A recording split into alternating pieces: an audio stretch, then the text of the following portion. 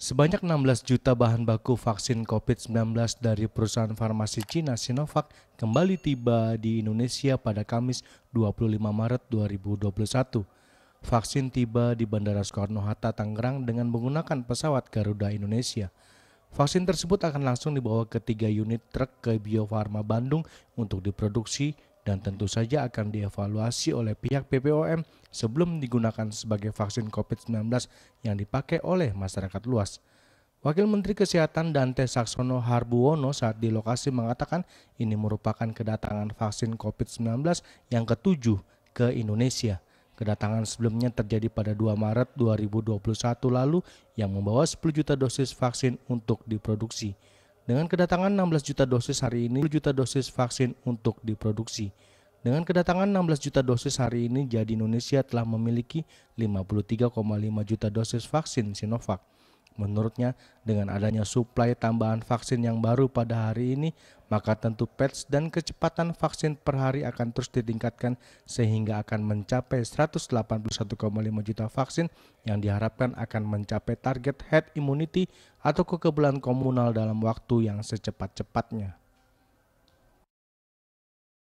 Bahwa hari ini kita berhasil mendatangkan vaksin COVID-19 tahap ke-7 dari keseluruhan tahap sebesar 16 juta vaksin dalam bentuk bulk. Dari 16 juta tersebut secara kumulatif kita sudah punya berarti 53,5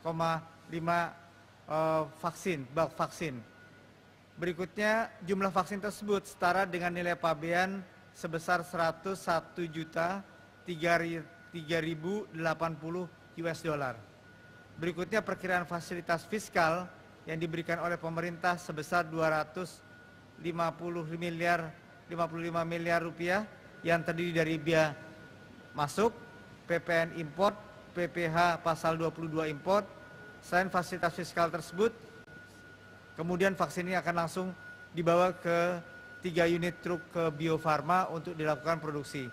Tentu saja nanti setelah diproduksi akan dievaluasi baik secara mutu sebelum oleh Badan POM sebelum nanti akan dijadikan vaksin yang akan dipakai oleh masyarakat. Teman-teman sekalian, ketersediaan vaksin menjadi sangat vital dalam menjaga program vaksinasi yang dijalankan oleh pemerintah. Hingga saat ini kita melakukan pace atau pengaturan kecepatan berdasarkan atas ketersediaan vaksin. Dengan adanya suplai tambahan vaksin yang baru pada hari ini, maka tentu pace dan kecepatan vaksin per hari akan terus kita tingkatkan sehingga kita akan mencapai 181,5 juta vaksin yang akan kita jadikan target.